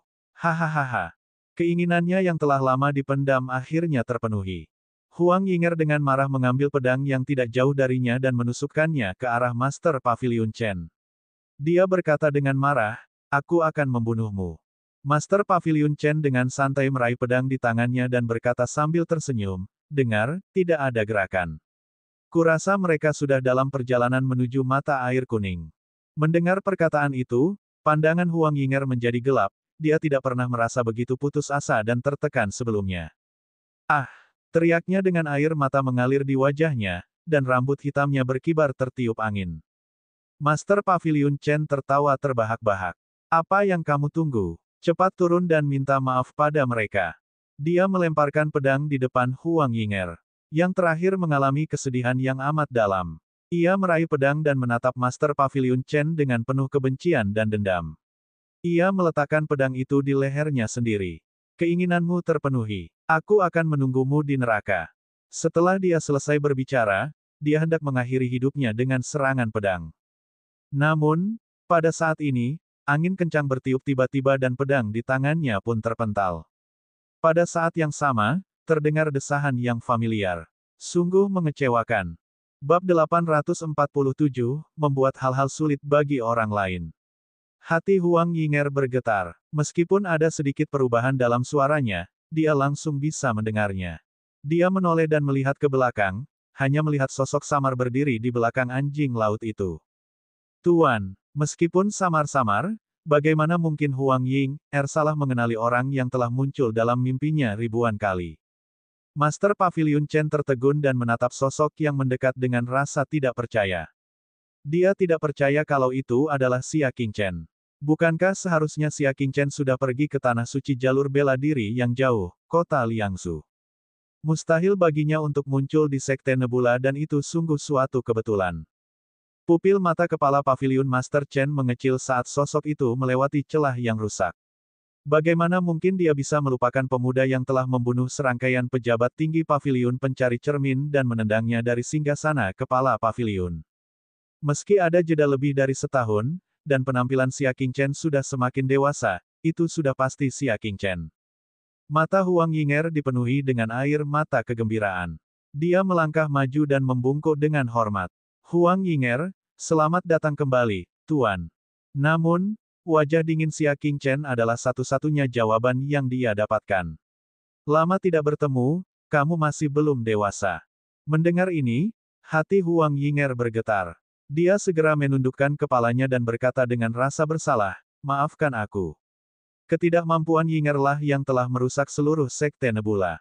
Xia Qingchen menggelengkan kepalanya. Bukan ini yang membuatku kecewa. Kamu malah tidak mampu menahan dorongan dari hal lama dan mengakhiri hidupmu sendiri. Selama ini, hati Huang Yinger terlalu murni, sampai-sampai dia diperalat oleh tunangannya untuk berurusan dengan Xia Qingchen. Sekarang masih sama saja, dia terpaksa bunuh diri hanya dengan beberapa patah kata saja. Huang Yinger menggigit bibir merahnya dan air mata mengalir di wajahnya. Dia merasa seolah-olah hatinya digerogoti oleh ribuan semut. Tidak pernah dalam mimpinya dia mengira bahwa saat mereka bertemu lagi, kata-kata pertama Xia Qingchen adalah bahwa dia sangat kecewa terhadapnya. Namun, justru karena inilah kamu bisa menjadi pelayanku. Xia Qingchen mengulurkan tangannya dan membelai kepalanya. Kamu hanya bisa menyimpan kepolosanmu untuk orang-orangmu sendiri. Jangan tunjukkan itu di depan musuhmu, mengerti? Hati Huang Yinger langsung melayang ke 9 surga. Dia sangat gembira dan cepat-cepat mengangguk. Ya, Yinger mengerti. Baiklah, silakan berdiri, ucap Xia Qingchen. Tatapannya juga mulai tertuju pada Master Pavilion Chen. Setelah menatapnya beberapa saat, Xia Qingchen akhirnya teringat siapa dia. Sepertinya aku terlalu berhati lembut saat itu. Master Pavilion Chen telah membantu keluarga kerajaan dari Kadipaten Kuda Besi untuk memusnahkan seluruh keluarga Zhang Lian, meskipun keluarga Zhang telah merawatnya. Setelah itu, di Pavilion Cermin Pertanyaan, dia menutup mata terhadap kekacauan yang terjadi, menyebabkan Xia Qingchen menjadi sangat marah. Dan sekarang dia mencoba untuk menyakiti orang-orang Sekte Nebula. Xia Qingchen yakin bahwa ada orang-orang yang telah membuka lembaran baru di dunia ini, namun Master Pavilion Chen jelas bukan salah satu dari mereka. Jangan lakukan hal yang sama 3 kali. Apakah ada hal lain yang ingin kau katakan? Sebenarnya, Xia Qingchen bahkan tidak memiliki niat membunuh. Di matanya, Master Pavilion Chen hanyalah seekor semut, yang tidak mampu membangkitkan niat membunuhnya. Wajah Master Pavilion Chen memucat saat dia mundur beberapa langkah. Dia menelan ludahnya dan berkata, bagaimana kamu bisa sampai di sini? Secara logika, lereng gunung tersebut seharusnya ditempati oleh penduduk Danau Silversin. Bagaimana Xia Qingchen menggunakan Danau Silversin untuk membantai Sekte Nebula tanpa mereka sadari? Aku berjalan ke atas. Xia Qingchen berkata dengan acuh tak acuh. Pada saat ini, Master Pavilion Chen melihat serangkaian jejak kaki berwarna darah di belakang Xia Qingchen dari penglihatan tepinya. Dia bahkan lebih tidak percaya dan berkata, apakah semua orang di Silver Lake sudah mati? Dia benar-benar membiarkanmu bangkit. Terlebih lagi, Master Pavilion Chen merasa aneh bahwa penahbis Chen tidak muncul bahkan setelah dia melepaskan sinyal asap. Bukankah pohon padi hati naga adalah hal terpenting baginya? Siapa yang mengira balasan Xia Qingchen akan bagaikan sambaran petir di hari cerah, membuat pikiran Master Pavilion Chen bergemuruh. Kau benar, orang-orang di Danau Perak memang sudah mati. Xia Qingchen berkata dengan tenang. Hualala, pada saat ini, sekelompok orang yang berlumuran darah bergegas naik dari lereng gunung. Mereka adalah orang-orang dari Sekte Nebula. Wajah mereka dipenuhi dengan rasa hormat saat mereka membungkuk ke arah Xia Qingchen. Melaporkan kepada Senior Xia, anggota Silversin Lake yang melawan semuanya telah dieksekusi. Tawanan yang tersisa akan diserahkan kepada senior untuk memutuskan. Orang yang mengatakan hal tersebut adalah penjabat Master Sekte, penguasa Awan Agung. Dia harus memanggilnya sebagai senior karena dia adalah mantan murid Sekte Nebula. Yang membuat pupil mata Master Pavilion Chen makin mengecil adalah ketika Master Bintang Agung itu sedang memegang kepala manusia di tangannya, yang ternyata adalah kepala sesepuh asing Chen. Ah! Master Pavilion Chen mundur ketakutan seolah-olah dia telah melihat hantu. Ternyata ratapan dan tangisan itu bukan berasal dari Sekte Nebula, melainkan dari Danau Perak. Xia Qingchen meliriknya. Kalian bisa memanfaatkan para tawanan itu dengan baik. Paling tidak, mereka adalah orang-orang yang memiliki kultivasi. Meskipun mereka semua cacat, tidak ada salahnya untuk menjadikan mereka budak. Selain itu, semua anggota Yin Hui dari 10 cabang lumpuh dan tidak dapat meninggalkan posisi semula. Cepat kirim pasukan untuk menangkap mereka. Para ahli cemerlang perak ini sedikitnya berada pada tingkat bintang kecil dan paling banyak pada tingkat bintang sedang, sehingga kultivasi mereka tidak bisa disia-siakan. Mereka semua cacat, dan jika mereka dikelola dengan hati-hati, mereka akan menjadi budak yang baik. Master bintang yang hebat itu sangat gembira. Ini adalah harta yang tak tertandingi. Junior akan segera melakukannya. Dia segera memimpin sekelompok murid Sekte Nebula dan bergegas ke 10 cabang untuk menyambut para ahli bercahaya perak. Akhirnya, Xia Qingchen menunjuk ke arah Master Pavilion Chen. Orang ini telah mengkhianati kita di saat-saat terakhir. Kalian harus menangani masalah ini dengan baik. Setelah jeda, Xia Qingchen melanjutkan, juga, dia mengatakan bahwa dia tidak takut mati. Mata penguasa awan besar itu dingin sekali. Dia bertanya-tanya dari mana datangnya asap hijau itu dan mengapa danau cahaya perak itu tiba-tiba menyerang mereka. Jadi ini adalah benda dengan tulang pemberontak di bagian belakang kepala. Kau tidak takut mati? Baguslah. Hanya dengan cara ini kami bisa membuatmu berharap mati saja. Suara penguasa awan yang agung itu dingin. Tekan mereka dan eksekusi mereka dengan 1000 luka. Kata Dewa Awan Agung dengan dingin. Master Pavilion Chen menghirup udara dingin. Kematian karena 1000 luka di Sekte Nebula berbeda dengan kematian karena 1000 luka pada manusia biasa. Yang terakhir hanya menggunakan pisau untuk memotong dagingnya sendiri sepotong demi sepotong, tetapi Sekte Nebula menggunakan binatang iblis untuk mencabik-cabik dagingnya. Tidak, aku tidak mau. Master Pavilion Chen mengambil pedang di tanah dan segera mengayunkannya ke lehernya, siap untuk mematahkannya. Dia lebih baik mati seperti ini daripada dipotong-potong oleh Sekte Nebula. Penguasa awan besar menjentikkan jarinya dan melemparkan pedang itu. Dua petinggi sekte itu bergegas maju dan menendangnya ke tanah sebelum dengan cepat menaklukkannya. Bawa dia ke eksekusi segera. Jika dia tidak bisa bertahan selama 100 hari, kalian yang akan disalahkan. Kata penguasa awan agung dengan kebencian yang mendalam. Wajah tua Master Pavilion Chen memucat saat dia menangis dan memohon, Master Sekte, tolong ampuni nyawaku. Orang tua ini tidak akan berani melakukannya lagi, aku tidak akan berani melakukannya lagi. Aku mohon ampuni nyawaku. Mulutnya langsung disumpal dengan kain berdarah, dan ia diseret ke kaki gunung. Dia hanya bisa membuka matanya lebar-lebar, terengah-engah berat melalui lubang hidungnya, dan menggeram memohon dengan suara teredam. Sayangnya, sang penguasa awan besar tidak tergerak saat melihat mereka menghilang dari pandangannya. Apa yang menantinya adalah kematian mengerikan dengan 1000 luka. Dia telah menyaksikan eksekusi yang sama 10 tahun lalu. Prosesnya sangat kejam. Orang yang disiksa bahkan tidak bertahan hidup setengah hari sebelum meninggal. Desahan dua orang petinggi terdengar di telinganya. Tuan awan besar membuat segalanya sulit bagi kita. Fondasi benda tua ini sangat lemah. Kurasa dia tidak bisa bertahan selama setengah hari. Bab 848, Kegembiraan di ujung alis. Bahkan jika kau tidak bisa bertahan, kau harus bertahan. Apakah kau ingin melanggar perintah senior Xia? Apakah kau masih ingin tinggal di Sekte Nebula di masa depan? Benar sekali. Karena ini permintaan senior Xia, aku akan mengambil salep pemanjang hidup yang berharga itu dan membiarkan benda tua ini meminumnya. Bahkan jika aku harus mempertaruhkan nyawaku, aku akan membuatnya menderita hukuman 100 hari sebelum dia mati. Aku juga akan mengeluarkan obat penyembuh andalanku. Aku akan mengerahkan seluruh kemampuanku kali ini. Seluruh tubuh Master Pavilion Chen bergetar saat dia mendengarkan. Dia mendongak dan berteriak, air mata penyesalan mengalir di wajahnya. Ada apa dengannya? Mengapa dia ingin mengkhianati Sekte Nebula? Bukankah mereka akan baik-baik saja jika mereka mengikuti pasukan Sekte Nebula? Sayangnya, bahkan Raja yang saleh tidak memiliki obat untuk penyesalan. Di rumah Ting Sui, Xia Qingchen duduk di bangku batu. Penguasa awan agung dan yang lainnya semua membungkuk dan memberi hormat, mendengarkan ceramahnya. Mereka secara pribadi telah menyaksikan betapa mengerikannya Xia Qingchen. Dengan gerakan sederhana, dia telah mengambil kepala sesepuh asing Chen, yang merupakan master tingkat bintang yang kuat, dan dengan ayunan pedangnya yang santai, dia telah membunuh lusinan master danau perak, yang cukup kuat di mata mereka. Kekuatan semacam itu telah melampaui ruang lingkup pengetahuan mereka. Aku sangat senang kalian masih bersatu setelah bencana itu. Xia Qingchen menggesek harta karun spasialnya dan mengeluarkan sebagian rampasan perang yang telah diperolehnya. Dia meletakkannya di tanah dan segera terbentuklah sebuah bukit kecil. Bagi Xia Qingchen, benda-benda ini tidak berguna. Namun, bagi penguasa awan agung dan yang lainnya, benda-benda ini adalah harta yang langka. Teknik bela diri tingkat menengah tingkat hitam, tinju penguasa.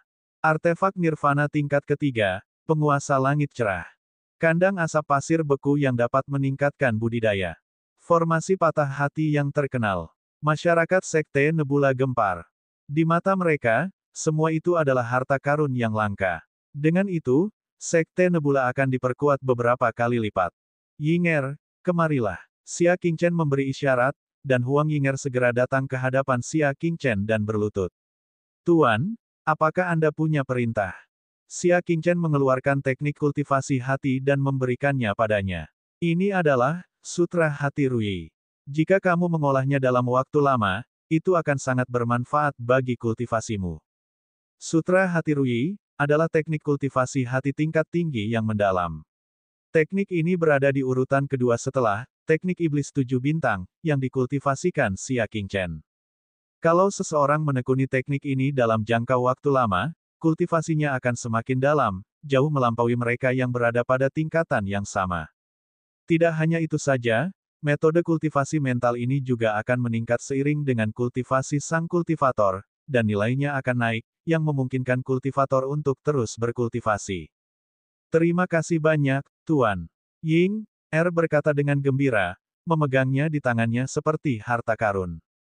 Dia tidak tahu bahwa Xia Qingchen yang memberikan seni hati ini padanya berarti dia tidak akan kembali untuk waktu yang sangat lama. Xia Qingchen berdiri dan melirik wajah-wajah yang dikenalnya. Tiba-tiba dia menyadari bahwa salah satu dari mereka hilang. Mengapa aku tidak melihat Beijing? Jika ada seseorang di Sekte Nebula yang sangat diingatnya, Orang itu adalah Bai Jing. Saat itu, di Kadipaten Shenhua, Xia Qingchen telah diperlakukan tidak adil oleh Istana Bela Diri Surgawi, menyebabkan namanya jatuh ke tangan Sun San. Bai Jinglah yang tiba-tiba muncul dan membawanya kembali ke Sekte Nebula. Xia Qingchen tidak akan pernah melupakan kebaikan ini. Begitu dia selesai berbicara, wajah gembira para pengikut Sekte Nebula berubah dingin, seolah seember air dingin dituangkan ke atas mereka. Sedikit kesuraman melintas di mata Xia Qingchen. Apakah dia mengalami kecelakaan? Mustahil bagi Sekte Nebula untuk tidak mengalami korban jiwa pasca bencana itu. Kakak senior Bai Jing telah dibawa pergi. Huang Ying menggigit bibirnya dan menjawab. Ditangkap. Xia Qingchen teringat pada kejadian Yin Hui yang mencari wanita cantik di berbagai kadipaten. Bai Jing adalah seorang seniman bela diri yang hebat. Jika dia tertangkap, apa yang akan terjadi padanya? Jam berapa? Tatapan mata Xia Qingchen berubah tajam. 3 hari yang lalu, sebuah segel tiba-tiba rusak. Bai Jing, yang menjaga tempat itu, ditangkap. Hanya 3 hari. Masih ada waktu. Apakah kamu tahu kemana mereka membawa Bai Jing? Tanya Xia Qingchen. Mereka pasti telah ditangkap dan dibawa ke sarang musuh, Menara Para Pahlawan. Kata penguasa Awan Agung. Menara Pahlawan merupakan titik transportasi penting di rawa mimpi awan. Di masa lalu, Xia Qingchen pernah menjadi dewa atas nama bulan di Aula Bulan Langit Menara Pahlawan. Tetapi sekarang, tempat ini telah ditempati oleh Danau Perak. Menara Pahlawan, kan? Xia Qingchen mengangguk. Baiklah, semuanya, jaga diri. Aku pamit dulu. Masalah ini mendesak dan tidak ada waktu untuk menunda. Xia Qingchen segera terbang dengan pedangnya, dan langsung menuju ke Menara Pahlawan. Pada saat yang sama, di gerbang surgawi Xiahu. Pulau Tengah bukan lagi hanya rumah besar gerbang Dewa Xiahu. Pulau itu adalah pusat seluruh punggungan bulan langit. 3 jenderal dewa dari gerbang Dewa Xiahu, Buddha Awan dari kuil Jing Yuan Zhen, para leluhur keluarga Gong Liang dan keluarga Centaurea, serta para dewa suci dari beberapa tempat suci semuanya berkumpul di sini. Semua tokoh terkenal dari punggungan langit bulan juga telah berkumpul. Kini saat yang menentukan hidup dan mati bagi Sky Moon Ridge, semua kekuatan di Sky Moon Ridge terpaksa bersatu dan melawan bangsa luar. Namun situasi di Sky Moon Ridge mengkhawatirkan.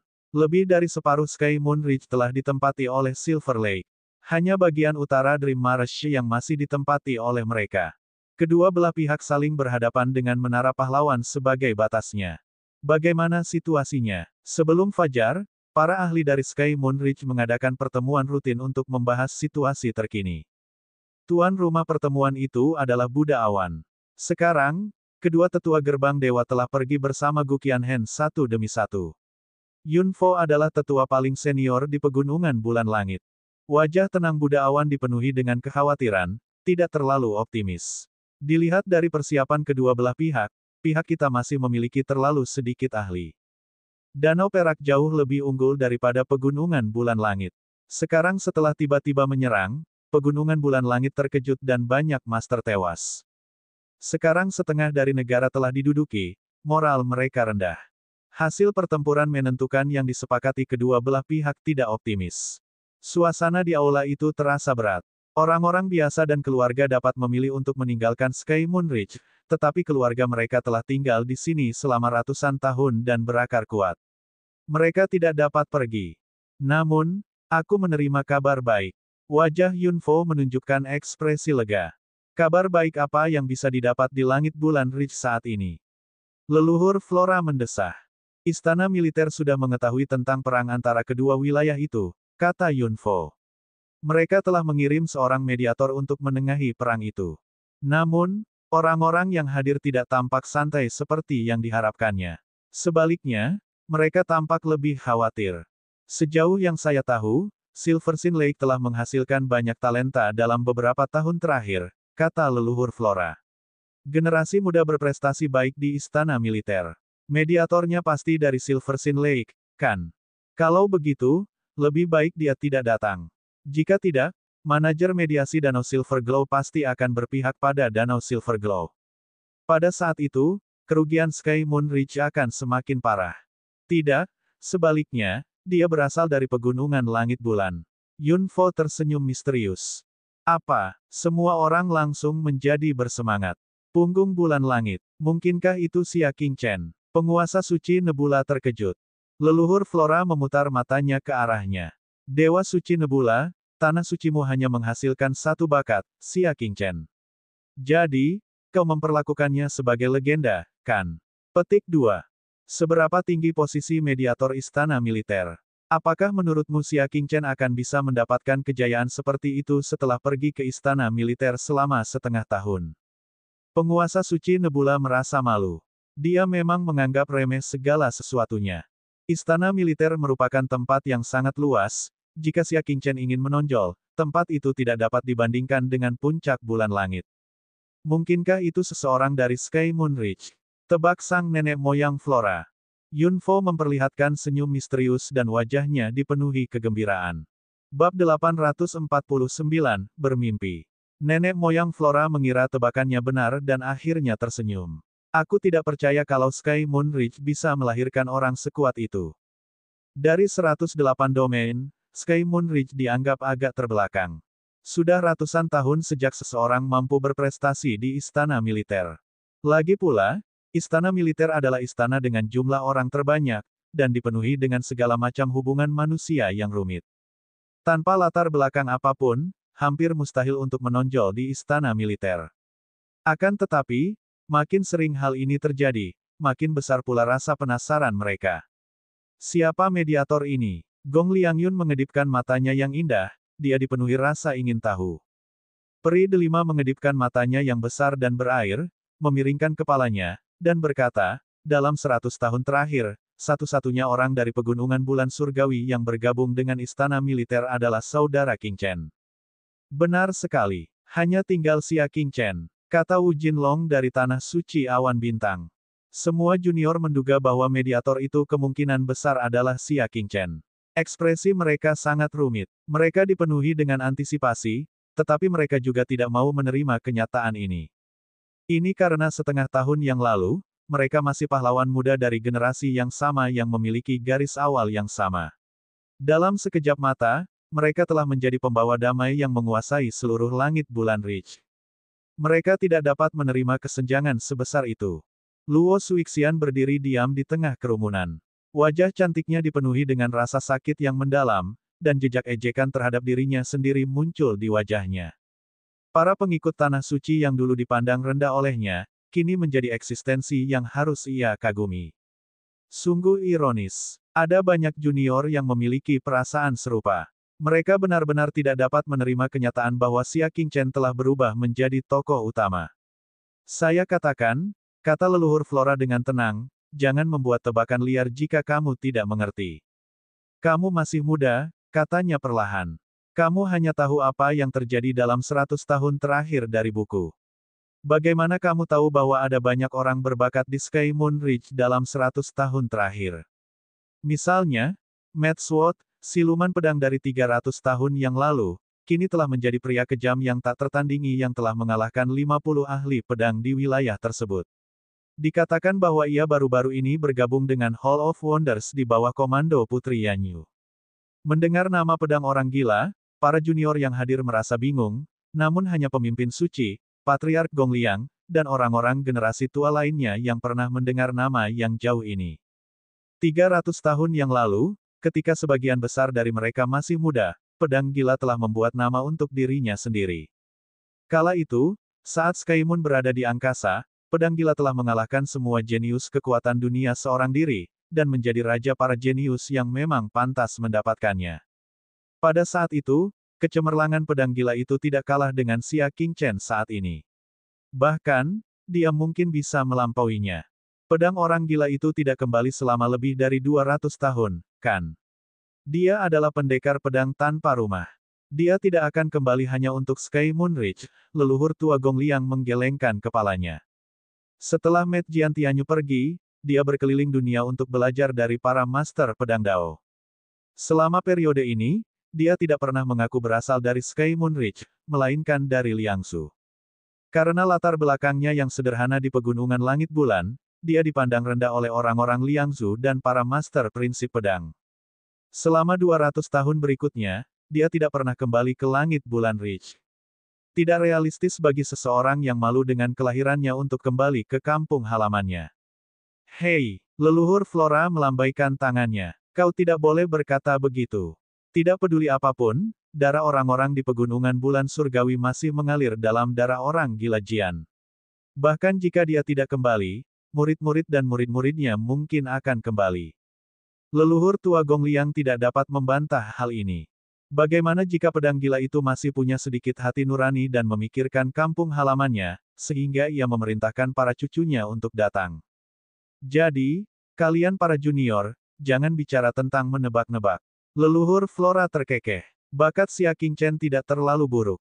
Namun, jika dia ingin mencapai posisi pembawa damai, dia akan membutuhkan setidaknya beberapa dekade. Mendengar ini, Luo Suixian diam-diam menghela napas lega. Itu bagus. Dengan cara ini, dia masih memiliki kemungkinan untuk mengejar ketinggalan.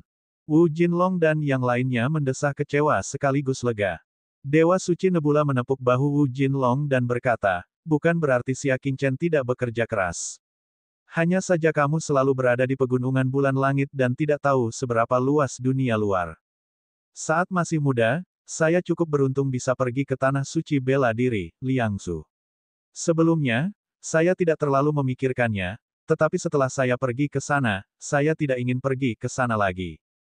Mengapa begitu? Wu Jinlong terkejut. Dalam hatinya, ia juga mendambakan tanah suci seni bela diri. Konon, tempat itu sangat makmur, dengan banyak ahli dan bakat. Betapa hebatnya jika dia bisa berdiskusi tentang seni bela diri dan dao dengan para elit dunia di sana. Sebagai orang nomor satu yang difavoritkan di surga di Gunung Bulan Langit Selatan, aku bahkan tidak dapat berpartisipasi dalam pertemuan pertukaran bakat kecil di kota Liangzu karena kekuatanku tidak memenuhi persyaratan masuk. Sudut mulut Dewa Suci Nebula berkedut karena kepahitan. Kenangan menyakitkan yang tidak ingin diingatnya muncul di benaknya. Itu adalah pertemuan pertukaran yang paling umum di kota Liangzu, dan siapapun yang telah memenangkan sedikit daftar peringkat atau kehormatan dapat berpartisipasi. Akan tetapi, orang nomor satu pada generasi yang sama di pegunungan bulan langit selatan, penguasa suci Nebula, bahkan belum mencapai ambang pintu. Disitulah dunia nyata berada. Sky Moon Ridge tidak dapat dibandingkan dengannya. Kata Dewa Suci Nebula. Leluhur tua Gongliang bersandar lemah di kursinya, benar. Sejauh yang aku tahu, bahkan prajurit paling biasa di istana militer berada di level bintang minor. Bai Xiaoqi bertanggung jawab atas 100 prajurit. Dia setidaknya harus berada di alam transformasi kelima tingkat bintang menengah dan berusia di bawah 20 tahun. Bandingkan diri kalian, siapa yang bisa mencapai tingkat itu? Para junior yang hadir tercengang. Pada transformasi kelima tingkat bintang menengah, seseorang bisa menjadi inti eselon atas tanah suci di punggungan bulan langit. Seseorang bahkan mungkin bisa menjadi wakil guru suci. Akan tetapi, di istana militer, jika seseorang belum berusia 20 tahun, mereka tidak dapat menjadi pasukan berkuda kecil yang terdiri dari 100 orang dan memimpin 100 prajurit. Kesenjangan yang besar itu mengejutkan semua junior yang hadir. Bukankah perbedaannya terlalu besar? Wu Jinlong tergagap. Dia dan junior lainnya hanya tahu bahwa ada banyak master di kota Liangzu, tetapi mereka tidak tahu caranya. Sekarang setelah dia membuat perbandingan sederhana, dia menyadari betapa kecilnya dia. Jika mereka masuk istana militer, mereka mungkin hanya bisa menjadi prajurit kecil atau kapten. Nenek moyang Flora dengan tenang meniup uap di cangkir tehnya. Jadi, apakah kalian semua masih merasa bahwa Xia Qingchen memenuhi syarat untuk menjadi mediator? Sejauh yang saya tahu, hanya Wan Xiaoqi yang memenuhi syarat untuk menjadi mediator. Wan Xiaoqi. Banyak junior yang terdiam. Bai Mingqi sudah merupakan eksistensi yang bahkan tidak bisa mereka kagumi, apalagi Wan Xiaoqi. Antara Bai Ruqi dan Wan Xiaoqi, masih ada Qian Ruqi, kan? Wan Xiaoqi adalah eksistensi yang bahkan tidak berani mereka pikirkan. Kali ini, ilusi semua orang hancur. Nenek moyang Flora menyesap tehnya. Sebelumnya, saya mengatakan bahwa saya akan memberi Xia Qingchen beberapa dekade untuk menjadi pembawa damai. Sungguh pernyataan yang konservatif. Apakah kalian semua mengerti apa yang saya katakan sekarang? Banyak junior menganggukkan kepala dengan tergesa-gesa. Itu bukan sekadar pernyataan konservatif, itu hanya alasan untuk melamun. Bab 850, menjual leluhurmu demi kemuliaan. Jika dia tidak memiliki latar belakang apapun, Xia Qingchen setidaknya membutuhkan 100 tahun untuk mencapai tingkat Wan Xiaoqi, bukan? Dengan ini, bayangan Xia Qingchen sepenuhnya terhapus dari pikiran semua orang. Mediatornya pasti orang lain, dan kemungkinan besar adalah pedang gila atau murid-muridnya dan murid-murid agung. Siapa sangka Buddha Awan yang diam-diam mendengarkan pembicaraan mereka, tersenyum tipis. Ini pesan penting dari seorang teman lamaku di istana militer. Tolong baca ini. Mata leluhur Flora berbinar. Buddha Awan, kamu benar-benar tahu cara membuat orang menebak-nebak. Jelas ada suratnya, tapi sengaja disembunyikan, sehingga mereka bisa menebak-nebak. Ayo, ayo, ayo. Biarkan aku melihat makhluk kuat mana dari kampung halaman kita yang datang ke punggungan bulan langit kita. Leluhur Flora itu menerima surat itu sambil tersenyum. Isi surat itu sangat pendek, hanya 2 baris kata, yang dapat dibaca sekilas. Senyum di wajah nenek moyang Flora membeku bagai es hitam berusia 10.000 tahun. Ada apa, nenek moyang Flora? Leluhur tua Gong Liang, yang berdiri di sampingnya, melihat ada yang tidak beres dengannya dan memanggilnya beberapa kali. Dia bahkan melambaikan telapak tangannya di depannya. Namun, kepala keluarga Flora tidak menanggapi. Dia seperti patung. Kerumunan itu pun panik dan terkejut. Apakah sesuatu telah terjadi pada leluhur Flora? Terperanjat, Patriark Gong Liang mengambil surat itu dari leluhur Flora. Dia menyapu pandangannya ke seluruh ruangan dan tiba-tiba berdiri, berseru, Xia Qingchen. Surat itu ditulis jelas dengan warna hitam di atas putih. Kerumunan orang terkejut mendengar teriakannya. Sejak disergap, dia dalam kondisi sakit-sakitan.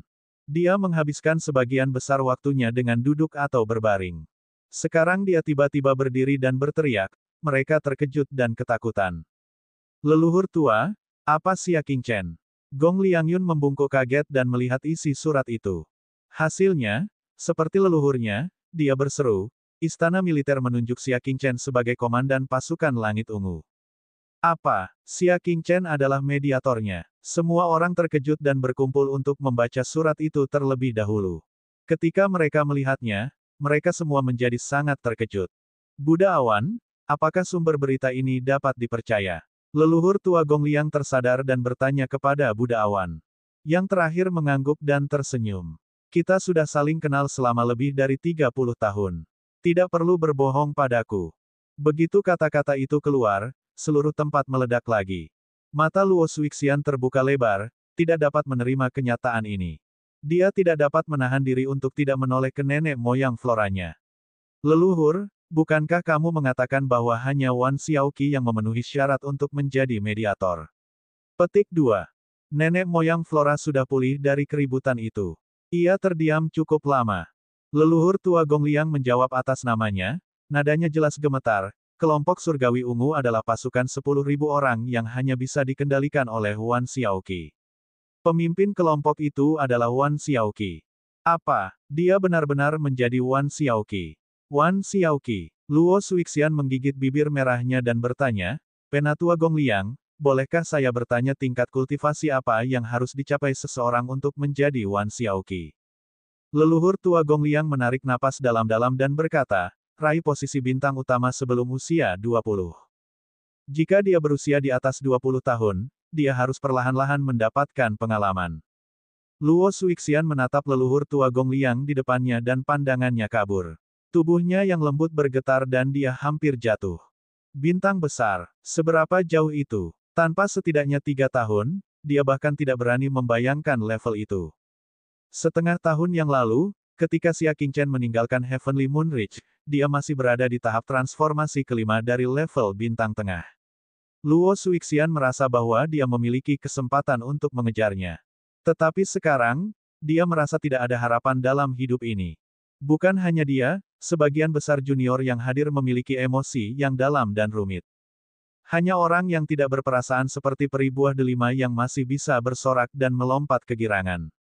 Leluhur Gong Liang melirik leluhur Flora yang tetap diam di antara kerumunan. Potensi Xia Qingchen tidak terbatas. Tidak bisakah kau melihatnya dari sudut pandang ini? Saat dia berada di langit bulan Ridge, dia melambung dari tingkat ketiga tahap konstelasi minor hingga menjadi Raja Jenius saat ini di langit bulan Ridge dalam waktu 2 tahun yang singkat. Sekarang di Liangzhu, dia dapat tumbuh menjadi Wan Xiaoqi dalam waktu setengah tahun dan sebulan.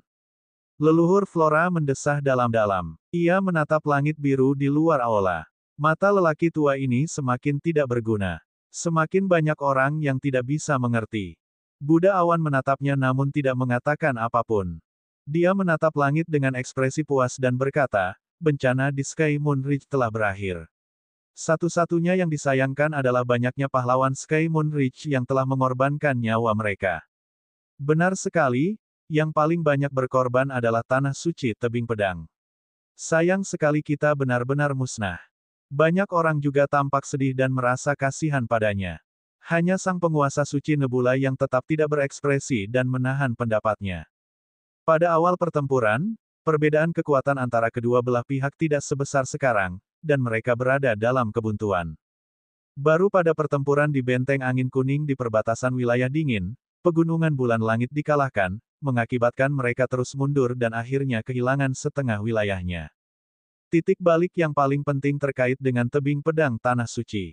Tebing pedang Tanah Suci bertugas dalam hal logistik, mengawal segala macam obat rahasia penyembuh dan penambah kekuatan dari dalam negeri, begitu pula segala macam artefak nirwana. Saat kedua kubu bertarung sampai pada titik yang sangat panas, Sky Moon Ridge mengandalkan kemarahan mereka untuk menang, dan mereka sangat membutuhkan pasokan dalam jumlah besar. Tanah Suci Tebing Pedang telah mengumpulkan sumber daya yang amat berharga dari punggungan langit bulan. Akan tetapi, saat mereka memasuki padang pasir, mereka dicegat oleh angkatan darat yang telah menyusup ke Danau Perak. Tidak hanya semua perlengkapan yang diambil, tetapi orang-orang di Tanah Suci Tebing Pedang juga dibunuh secara brutal. Musuh membakar tubuh dan kereta mereka menjadi abu. Setelah pemeriksaan inventaris, tidak ada seorang pun dari Tanah Suci Tebing Pedang yang selamat. Mereka semua meninggal secara tragis. Akan tetapi, pemahaman penguasa suci Nebula tentang Tanah Suci Tebing Pedang tidaklah sesederhana itu. Dewa Suci Tebing Pedang adalah orang yang berhati-hati dan tidak akan sepenuhnya lengah. Terlebih lagi, mayat-mayat itu telah dibakar menjadi abu, jadi bagaimana mereka bisa yakin kalau mereka berasal dari Tanah Suci Tebing Pedang? Namun, ini hanya tebakan. Tanpa bukti apapun, penguasa suci Nebula tidak dapat mempertanyakannya secara terbuka untuk menghindari konsekuensi tidak menghormati para pahlawan. Akan tetapi, justru karena kurangnya sumber daya penting, Sky Moon Ridge tidak dapat diselamatkan dan korban pun semakin bertambah. Pada akhirnya, mereka tidak punya pilihan selain mundur karena kalah, sampai-sampai mereka kehilangan setengah dari pasukannya. Dari memiliki keunggulan pada situasi saat ini, hilangnya sumber daya dapat dikatakan menjadi penyebab utama. Ketika perang berakhir, marilah kita memberikan penghormatan kepada para pahlawan. Sang Buddha awan menyatukan kedua telapak tangannya dan membaca mantra. Semua orang mengangguk setuju. Tanpa ia sadari, di kota pahlawan, jauh di kedalaman rawa mimpi, Dewa Suci Tebing Pedang, yang seharusnya sudah mati, sedang minum bersama para ahli Danau Perak. Saint Lord Swartcliffe, atas nama 3 kepala keluarga, aku menghormatimu 2 kali lipat. Berkat bantuanmu, Silver Splendor Lake bisa memiliki pemandangan yang begitu megah. Seorang tamu yang bau alkohol tertawa. Pada awal pertempuran antara Silver Glow Lake dan Sky Moon Ridge, banyak sekali korban yang berjatuhan dan mereka berniat untuk mundur.